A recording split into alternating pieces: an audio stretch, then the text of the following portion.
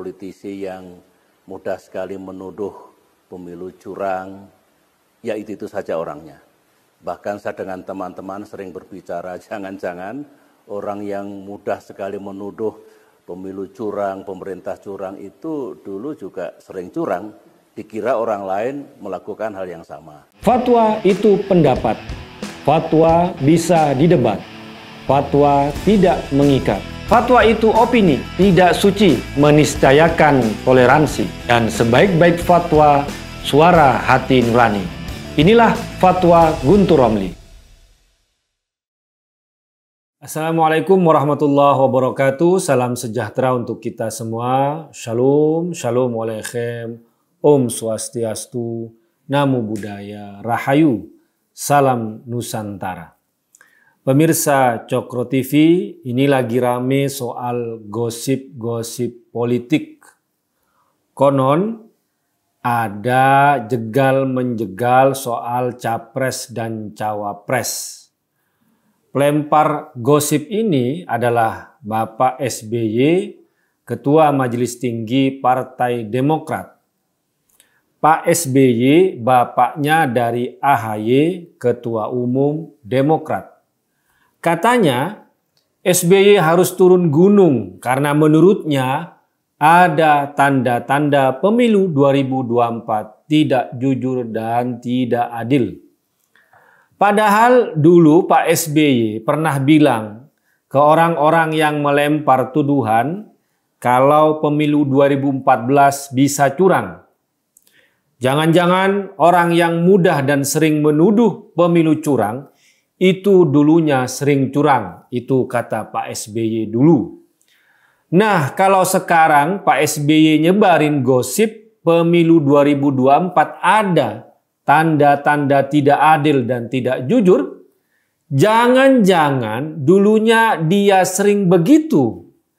Jangan-jangan Pak SBY sering tidak adil dan tidak jujur dalam pemilu. Jangan-jangan ini loh ya. Kan saya cuma mengutip perkataan Pak SBY yang dulu. Kemudian SBY melontarkan pandangan yang menyesatkan publik dengan label kata konon. Dalam Pilpres 2024 cuma ada 2 pasangan capres dan cawapres. Jika benar hanya ada 2 pasangan capres dan cawapres di Pilpres 2024, di mana masalahnya? Pilpres 2014 dan 2019 juga cuma 2 pasangan. Apa itu melanggar konstitusi dan kualitas demokrasi kita jadi menurun? Apa karena Demokrat tidak mampu mencalonkan sendiri capres dan cawapresnya, terus dianggap prosesnya tidak jujur dan tidak adil? Ya padahal memang suara Demokrat tidak cukup. Suara Demokrat bukan seperti tahun 2009, tapi pada pemilu 2014 dan 2019 tetap jeblok karena banyak politisinya yang tersangkut kasus korupsi. Kemudian aturan PT untuk pencapresan juga diubah saat SBY dan Demokrat berkuasa. Dari 15% dinaikkan menjadi 20%. Tapi kemudian sekarang Demokrat merengek-rengek minta diubah. Loh, kok enaknya sendiri? Saat berkuasa menetapkan permainan yang menguntungkan sendiri, tapi saat tersingkir dari gelanggang, kemudian merengek-rengek minta aturan diubah. Kita tidak meragukan sayangnya SBY pada anaknya AHY hingga jadi ketua umum Demokrat. Tapi jangan sampai sayang pada anak kemudian mau memaksakan anaknya harus terlibat dalam capres atau cawapres sementara suara Demokrat tidak cukup. Kemudian karena ketiga tidak bisa menuduh ada tanda-tanda pemilu 2024 tidak jujur dan tidak adil. Ini bisa ada pepatah baru. Buruk muka Demokrat, sistem politik Indonesia yang dibelah. Lagian kalau melihat real politik, khususnya terkait pencapresan 2024, yang potensial dijegal itu adalah Ganjar Pranowo, bukan Anies yang digadang-gadang oleh Demokrat, apalagi AHY. Semua lembaga survei yang kredibel menempatkan Ganjar Pranowo nomor 1 elektabilitasnya, calon terkuat. Nah, logika sederhananya, calon terkuatlah yang jadi sasaran, yang jadi pusat hajaran, yang berusaha keras dijegal. Tapi yang tidak populer, yang elektabilitasnya kecil, yang lemah, buat apa capek-capek mau dijegal? Ini kan buang-buang tenaga. Nah, sementara posisi Anies, apalagi AHY, bukan di posisi yang tertinggi di survei-survei opini publik. Kok tiba-tiba bikin penyesatan opini seolah-olah Anies dan AHY serta Demokrat yang mau dijegal? Kalau Ganjar yang merasa dijegal, maka publik akan langsung percaya.